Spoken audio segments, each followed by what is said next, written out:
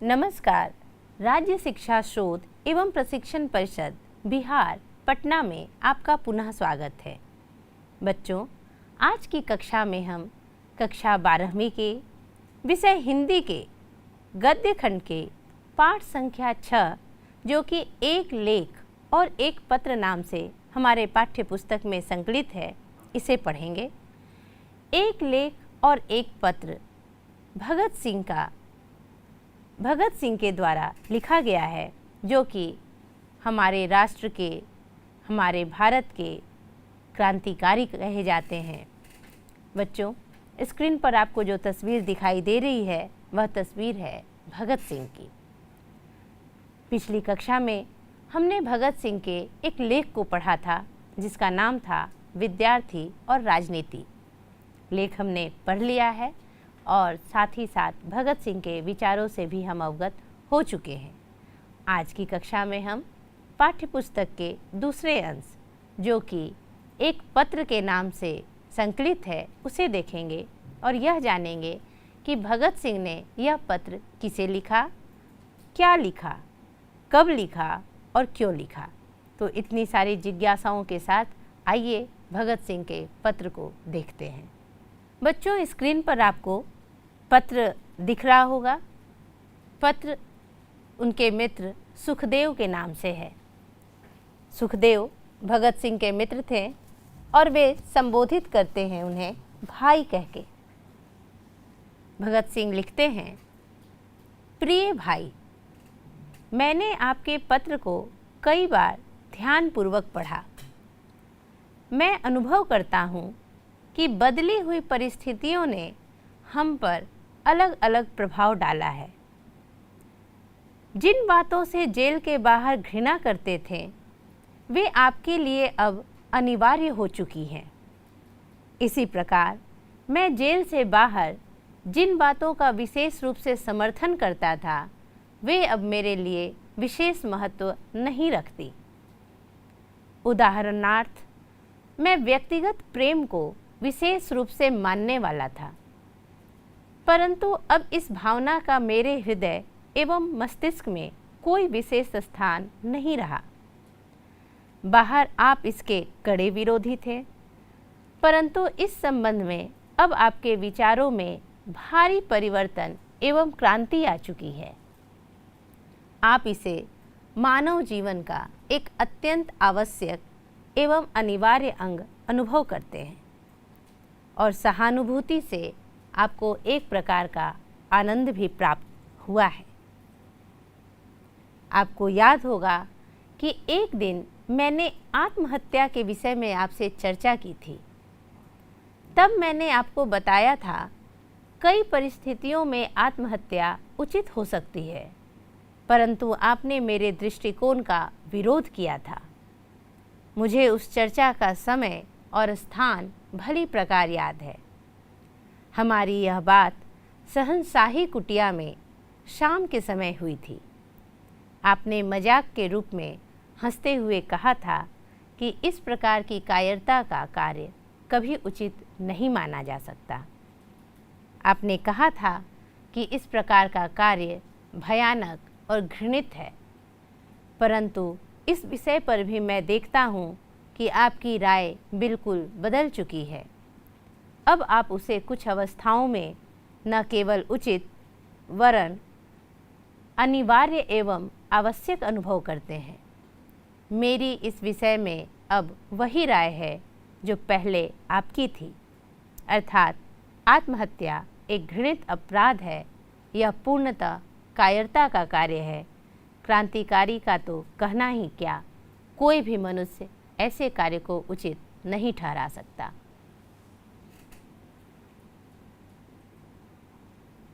बच्चों, हमने पत्र की शुरुआत देखी कि भगत सिंह ने सुखदेव को पत्र लिखा है, जो वे इनके मित्र हैं और संबोधित करते हैं प्रिय भाई से। इस अंश तक जो हमने पढ़ा, भगत सिंह कहते हैं कि परिस्थितियां बदलने पर लोगों के विचारों में परिवर्तन आ जाता है। जो बातें आज हमारे लिए मायने रखती हैं, हो सकता है कि यही बातें परिस्थितियां बदलने पर बिल्कुल हमारे लिए मायने न रह जाए। उन्होंने उदाहरण दिया है कि वे प्रेम को अनिवार्य मानते थे। उनका मानना था कि व्यक्तिगत प्रेम होना चाहिए, किंतु जब भगत सिंह अपने राष्ट्र के प्रति प्रेम कर बैठते हैं तब वे सामान्य मानव प्रेम से पीछे हट जाते हैं और कहते हैं कि व्यक्तिगत प्रेम से भी बड़ा एक प्रेम होता है और वह प्रेम होता है राष्ट्र प्रेम। अब उनके लिए वह प्रेम मायने नहीं रखता। साथ ही साथ उन्होंने उदाहरण अपने मित्र को उन्हीं की बातों से दिया कि एक उदाहरण सुखदेव मित्र, मेरे भाई, मैं आपको वह उदाहरण दे रहा हूँ। एक समय था कि जब मैं आत्महत्या के पक्ष में था, किंतु आपने इसे बिल्कुल घृणित और कायरतापूर्ण कार्य बताया था और आपने ही कहा था कि किसी भी अवस्था में आत्महत्या स्वीकार्य नहीं की जा सकती। किंतु आज आपके विचारों में परिवर्तन आ गया है। जेल के भीतर जाकर आपके विचार बदल गए और जेल के बाहर आकर मेरे विचार बदल गए। पुनः जब मैं जेल में आया तब मैंने महसूस किया कि आपने बिल्कुल सही कहा था कि आत्महत्या किसी भी सूरत में, किसी भी अवस्था में उठाया गया सही कदम नहीं है, किंतु आज आप इसी कार्य को करने के लिए सही मानते हैं। आगे भगत सिंह ने कुछ और भी महत्वपूर्ण बातें कही हैं इसी अंश में, उन्हें हम महत्वपूर्ण बिंदुओं से देख लेते हैं। प्रथम अंश के महत्वपूर्ण बिंदुओं में भगत सिंह की कुछ बातें कोट की गई है, जैसे बदली हुई परिस्थितियां व्यक्ति पर अलग अलग प्रभाव डालती हैं। निश्चित है कि परिस्थितियां बदलने पर व्यक्ति की सोच में अंतर आ ही जाता है। एक अन्य महत्वपूर्ण बिंदु है आत्महत्या प्रत्येक परिस्थिति में कायरतापूर्ण उठाया गया कदम। पहले यह सोच सुखदेव की थी, किंतु बाद में यह सोच भगत सिंह की भी हो जाती है। भगत सिंह शुरू में आत्महत्या के पक्ष में भी थे कि क्रांतिकारियों को क्यों ना किसी अंग्रेज के हाथ लगने से अच्छा है कि वे आत्महत्या कर ले, किंतु सुखदेव यह नहीं मानते थे।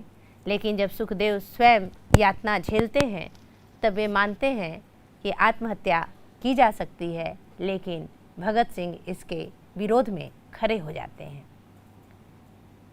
सबसे बड़े कार्य को मानते हैं भगत सिंह कि मानव किसी भी कार्य को उचित मानकर ही करता है। अगर आप आत्महत्या को भी करने जा रहे हैं तो उस वक्त आपकी मन स्थिति ऐसी होती है कि आपको लगता है कि यह उठाया गया कदम सही है, यह कार्य उचित है। किंतु हमें कोई भी कार्य करने से पहले सोच विचार जरूर करना चाहिए। इन्होंने पत्र के माध्यम से अभी तक ये बातें रखी हैं। आगे अगले अंश को देखते हैं कि भगत सिंह अपने पत्र में सुखदेव को क्या कहते हैं। बम फेंकने के कार्य करने के पश्चात उसका परिणाम और उसका फल भोगने की बारी आती है। क्या आपका यह विचार है कि यदि हमने दया के लिए गिड़गिड़ाते हुए दंड से बचने का प्रयत्न किया होता तो हमारा यह कार्य उचित होता? नहीं, इसका प्रभाव लोगों पर उल्टा होता। अब हम अपने लक्ष्य में पूर्णतया सफल हुए हैं। बंदी होने के समय हमारी संस्था के राजनीतिक बंदियों की दशा अत्यंत दयनीय थी। हमने उसे सुधारने का प्रयास आरंभ कर दिया। मैं आपको पूरी गंभीरता से बताता हूँ कि हमें यह विश्वास था कि हम बहुत कम समय के भीतर ही मर जाएंगे। हमें उपवास की स्थिति में कृत्रिम रीति से भोजन दिए जाने का न तो ज्ञान ही था, न हमें यह विचार सूझता ही था। हम तो मृत्यु के लिए तैयार थे। क्या आपका यह अभिप्राय है कि हम आत्महत्या करना चाहते थे? नहीं, प्रयत्नशील होना एवं श्रेष्ठ और उत्कृष्ट आदर्श के लिए जीवन दे देना कदापि आत्महत्या नहीं कही जा सकती। हमारे मित्र श्री यतीन्द्रनाथ दास की मृत्यु तो स्पृहणीय है। क्या आप इसे आत्महत्या कहेंगे? हमारा कष्ट सहन करना फलीभूत हुआ। समस्त देश में एक विराट और सर्वव्यापी आंदोलन शुरू हो गया। हम अपने लक्ष्य में सफल हुए। इस प्रकार के संघर्ष में मरना एक आदर्श मृत्यु है। इसके अतिरिक्त हम में से जिन लोगों को यह विश्वास है कि उनको मृत्यु दंड दिया जाएगा, उनको धैर्यपूर्वक उस दिन की प्रतीक्षा करनी चाहिए जब यह सज़ा सुनाई जाएगी और तत्पश्चात उन्हें फांसी दी जाएगी। यह मृत्यु भी सुंदर होगी, परंतु आत्महत्या करना केवल कुछ दुखों से बचने के लिए अपने जीवन को समाप्त कर देना तो कायरता है। मैं आपको बताना चाहता हूँ कि विपत्तियाँ व्यक्ति को पूर्ण बनाने वाली होती हैं। मैं और आप, वरन मैं कहूँगा, हम में से किसी ने भी किंचित कष्ट सहन नहीं किया है। हमारे जीवन का भाग तो यहीं से आरंभ होता है। आपको यह याद होगा कि अनेक बार इस विषय पर हमने बातचीत की है। रूसी साहित्य के प्रत्येक स्थान पर जो वास्तविकता मिलती है वह हमारे साहित्य में कदापि नहीं दिखाई देती। हम उनकी कहानियों में कष्टों और दुखमयी स्थितियों को बहुत पसंद करते हैं, परंतु कष्ट सहन करने की उस भावना को अपने भीतर अनुभव नहीं करते। हम उनके उन्माद और उनके चरित्र की असाधारण ऊंचाइयों के प्रशंसक हैं, परंतु इसके कारणों पर सोच विचार करने की कभी चिंता नहीं करते। मैं कहूँगा कि केवल विपत्तियाँ सहन करने के साहित्य के उल्लेख ने ही उन कहानियों में सहृदयता, दर्द की गहरी टीस और उनके चरित्र तथा साहित्य में ऊंचाई उत्पन्न की। हमारी दशा उस समय दयनीय और हास्यास्पद हो जाती है जब हम अपने जीवन में अकारण ही रहस्यवाद प्रविष्ट कर लेते हैं, यद्यपि इसके लिए कोई प्राकृतिक या ठोस आधार नहीं होता।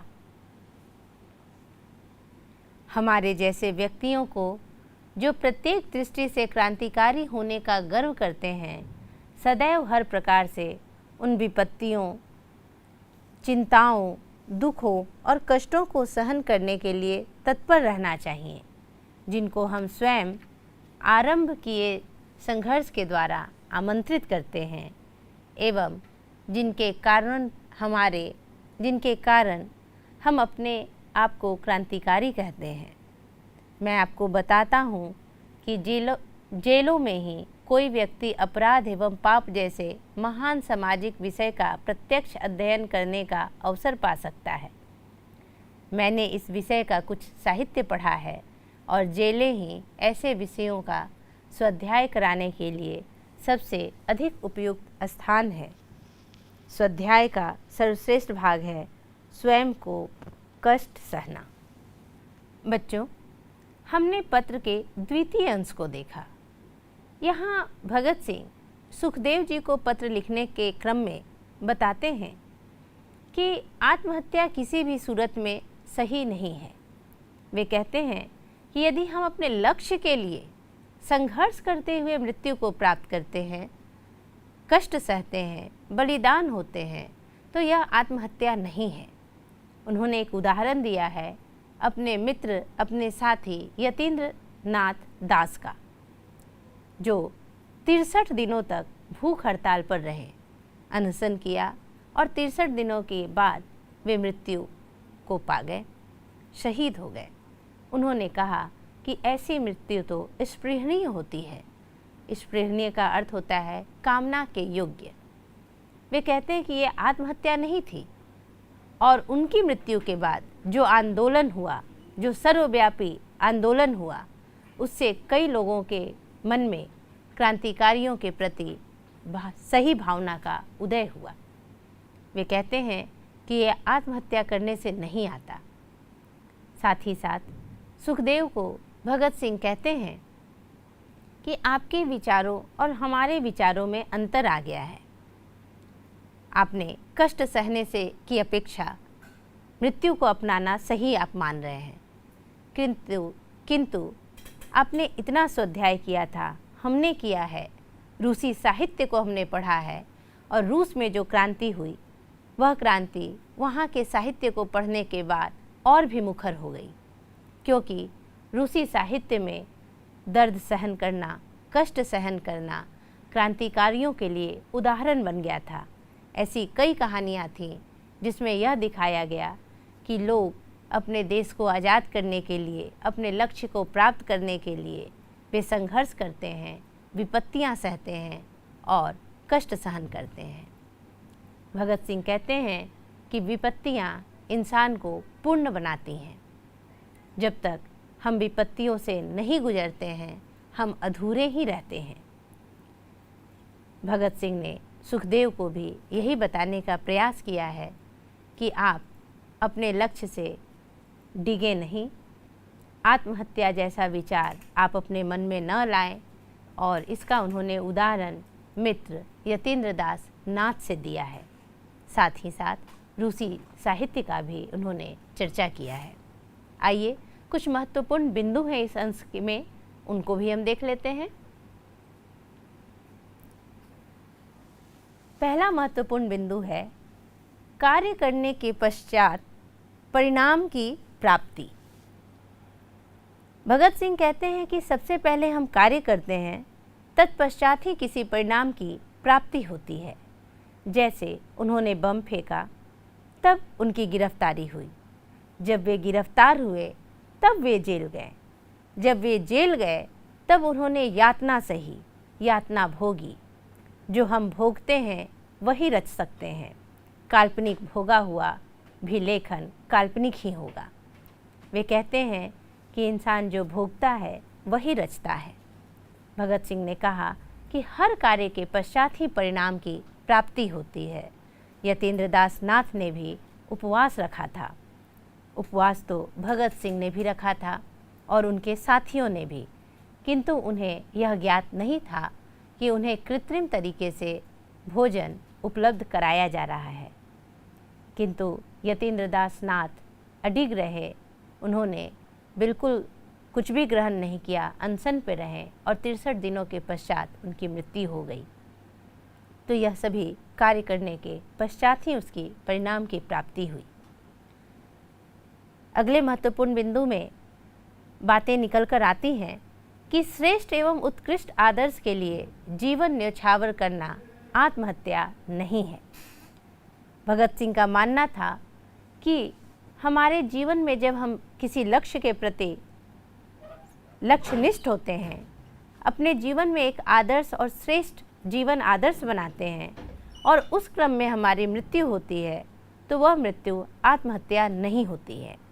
उन्होंने इसका उदाहरण यतीन्द्र नाथ दास के मृत्यु से कहा है और यतीन्द्र नाथ दास की मृत्यु को स्पृहणीय कहा है। स्पृहणीय का अर्थ होता है कामना के योग्य, ऐसी मृत्यु जो सभी चाहें। आगे महत्वपूर्ण बिंदुओं में है विपत्तियां व्यक्ति को पूर्ण बनाती हैं। यह सही बात है, हमने इस पर चर्चा भी की है। साथ ही साथ उन्होंने कहा है कि स्वाध्याय का सर्वश्रेष्ठ भाग स्वयं कष्ट को सहना है।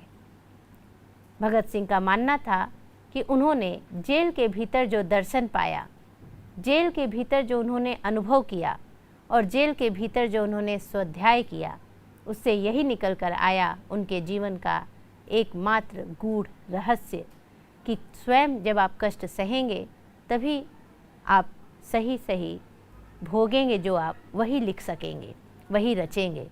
जो आपने भोगा है, जो आपने यातना सही है, वही यातना बिल्कुल सही होती है, अन्यथा बाकी सभी चीज़ें काल्पनिक होती हैं। जब तक आप स्वयं जेल में नहीं जाएंगे, अपने देश के लिए क्रांति में नहीं कूदेंगे, तब तक सारी बातें बेमाने हैं। आगे वे सुखदेव को और भी पत्र में कुछ चर्चा करते हैं। आइए देखते हैं उन्होंने किन बातों की चर्चा की है। भगत सिंह कहते हैं, आप भली प्रकार जानते हैं कि रूस में राजनीतिक बंदियों का बंदी गृह में विपत्तियां सहन करना ही जारशाही का तख्ता उलटने के पश्चात उनके द्वारा जेलों के प्रबंध में क्रांति लाए जाने का सबसे बड़ा कारण था। क्या भारत को ऐसे व्यक्तियों की आवश्यकता नहीं है जो इस विषय से पूर्णतया परिचित हों और इस समस्या का निजी अनुभव रखते हों? केवल यह कह देना कि दूसरा कोई इस काम को कर लेगा या इस कार्य को करने के लिए बहुत लोग हैं, किसी प्रकार भी उचित नहीं कहा जा सकता। इस प्रकार जो लोग क्रांतिकारी क्षेत्र के कार्यों का भार दूसरे लोगों पर छोड़ने को अप्रतिष्ठापूर्ण एवं घृणित समझते हैं, उन्हें पूरी लगन के साथ वर्तमान व्यवस्था के विरुद्ध संघर्ष आरंभ कर देना चाहिए। उन्हें चाहिए कि वे उन विधियों का उल्लंघन करें, परंतु उन्हें औचित्य का ध्यान रखना चाहिए, क्योंकि अनावश्यक एवं अनुचित प्रयत्न कभी भी न्यायपूर्ण नहीं माना जा सकता।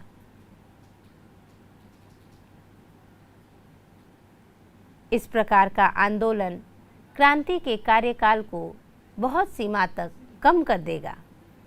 जितने आंदोलन अब तक आरंभ हुए हैं, उन सबसे पृथक रहने के लिए आपने जो तर्क दिए हैं, मैं उन्हें समझने में असमर्थ हूँ।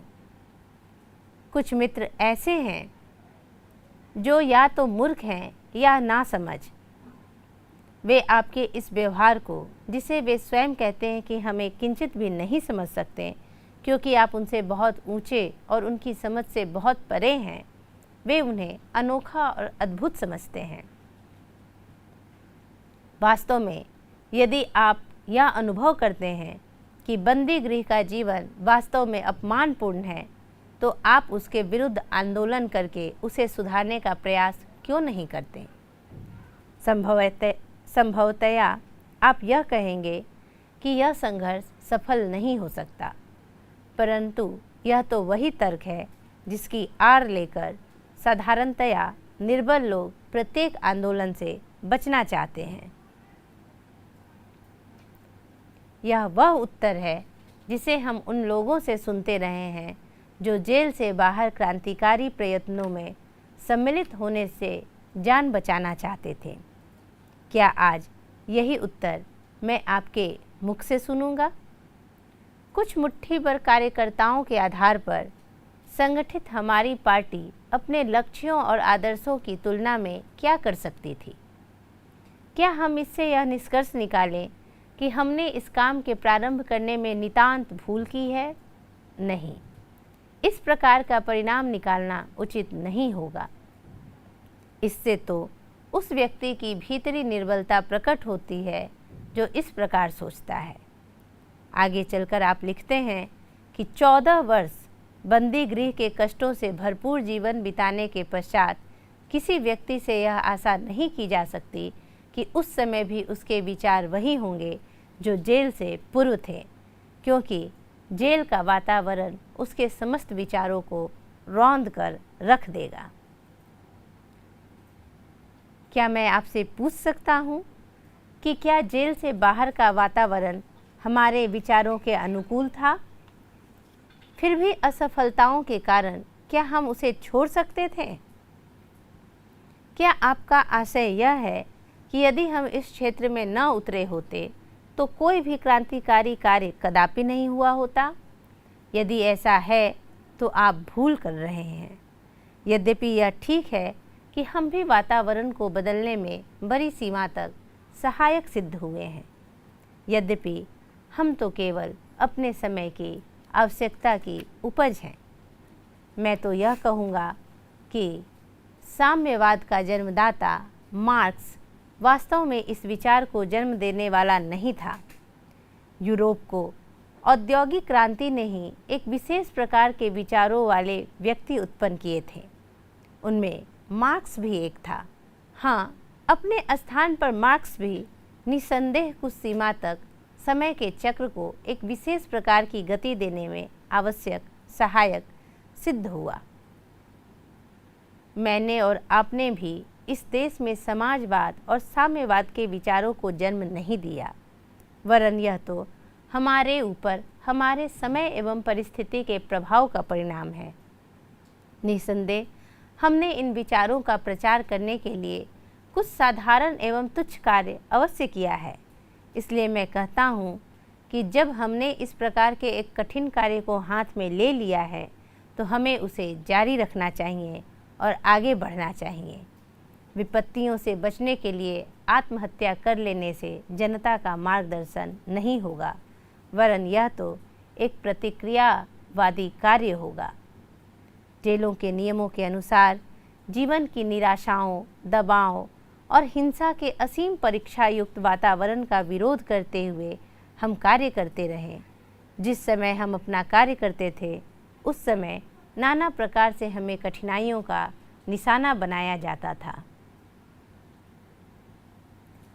यहाँ तक कि जो लोग अपने आप को महान क्रांतिकारी कहने का गौरव अनुभव करते हैं वे भी हमको छोड़ गए।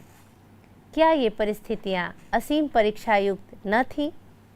फिर अपने आंदोलन एवं प्रयासों को जारी रखने के लिए हमारे पास क्या कारण और तर्क था? क्या स्वयं यहाँ तर्क हमारे विचारों को शक्ति नहीं देता है?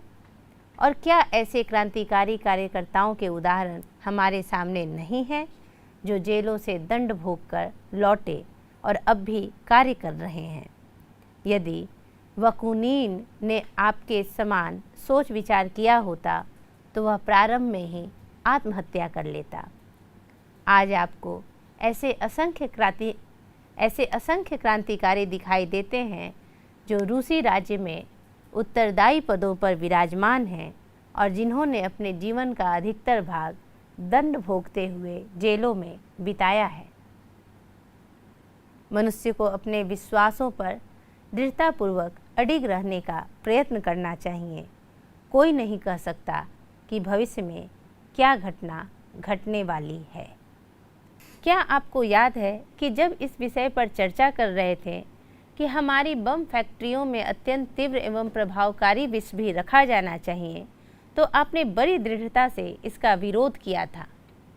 आप इस विचार से ही घृणा करते थे, आपको इस पर विश्वास नहीं था। फिर अब क्या हुआ?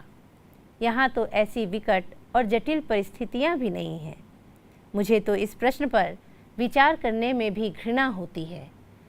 आपको उस मनोवृत्ति से भी घृणा थी जो आत्महत्या करने की अनुमति देती है। आप मुझे यह कहने के लिए क्षमा करें कि यदि आपने अपनी बंदी बनाए जाने के समय ही इन विचारों के अनुकूल कार्य किया होता, अर्थात आपने विष खाकर उसी समय हत्या कर ली होती, तो आपने क्रांतिकारी कार्य की बहुत बड़ी सेवा की होती। परंतु इस समय तो इस कार्य पर विचार करना भी हमारे लिए हानिकारक है। एक और विशेष बात जिस पर मैं आपका ध्यान आकर्षित करना चाहता हूँ यह है कि हम लोग ईश्वर, पुनर्जन्म, नरक, स्वर्ग, दंड एवं पारितोषिक अर्थात भगवान द्वारा किए जाने वाले जीवन के हिसाब आदि में कोई विश्वास नहीं रखते।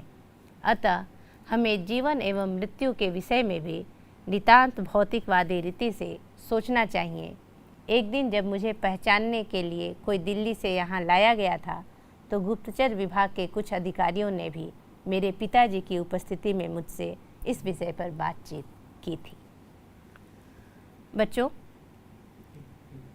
यह अंश बहुत ही लंबा था किंतु अत्यंत महत्वपूर्ण था, क्योंकि इसमें भगत सिंह ने सुखदेव को पत्र के माध्यम से बताया है कि आपने जो आत्महत्या का विचार आज रखा, अगर यही आत्महत्या का विचार आपने विष खाने की जब मैंने बात की थी तब कर ली होती तो शायद कहीं अच्छा होता, क्योंकि कहीं न कहीं आप क्रांतिकारी के एक आदर्श रूप है और यह जनता का आदर्श रूप नहीं हो सकता कि हम क्रांतिकारी यातना के भय से आत्महत्या कर लें।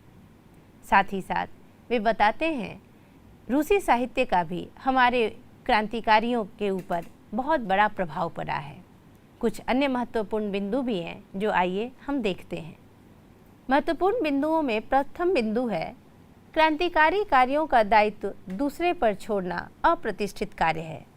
सुखदेव थोड़े अडिग होते हैं और वे सोचने लगते हैं कि यह क्रांतिकारी कार्य केवल हम ही क्यों करें? भगत सिंह ने बताया है कि यह कार्य स्वयं से चुना हुआ कार्य है। हमने इस कार्य को चयन किया है अपनी इच्छा से, अब इसका दायित्व दूसरे पर छोड़ना अप्रतिष्ठित है। बंदी गृह के जीवन को सुधारने का प्रयास, दूसरा जो महत्वपूर्ण बिंदु है वह भगत सिंह ने सुखदेव को कहा है कि यदि आप बंदी गृह के जीवन को नारकीय मानते हैं तो फिर आप उससे अलग ना हो, बल्कि इस जीवन को सुधारने के प्रयास में लग जाएं। तीसरा जो अत्यंत महत्वपूर्ण बिंदु है वह यह है कि भगत सिंह कहते हैं कि हम क्रांतिकारी तो केवल अपने समय की उपज हैं, यानी हमारा समाज, हमारा देश, हमारा समय आज हमारी जिस चीज़ की मांग करता है हमने केवल वही कार्य किया। समय बदलेगा, देश की स्थिति बदलेगी, तब लोग भी बदलेंगे और लोगों के कार्य भी बदलेंगे। हम केवल अपने समय की उपज हैं। आगे अत्यंत महत्वपूर्ण बिंदु में कहते हैं कि साम्यवाद का जन्मदाता मार्क्स औद्योगिक क्रांति की देन है, यानी मार्क्स जो कि साम्यवाद का जन्मदाता माना जाता है वह एक विचारक स्वयं नहीं हुआ, बल्कि वह उत्पन्न व्यक्ति है, और वह उत्पन्न व्यक्ति है औद्योगिक क्रांति के फलस्वरूप। जब यूरोप ने औद्योगिक क्रांति की और वहाँ पर उसके फलस्वरूप जो परिस्थितियाँ उत्पन्न हुई उससे उत्पन्न होते हैं मार्क्स। साथ ही साथ अंतिम और महत्वपूर्ण बिंदु है कि हमारे ऊपर समाजवाद और साम्यवाद का प्रभाव समय एवं परिस्थिति के कारण है। बच्चों, इस प्रकार हमने इस अंश के महत्वपूर्ण बिंदुओं को भी जान लिया है। आगे की कक्षा में हम पत्र के शेष भागों को पढ़ेंगे। आज की कक्षा के लिए इतना ही। धन्यवाद।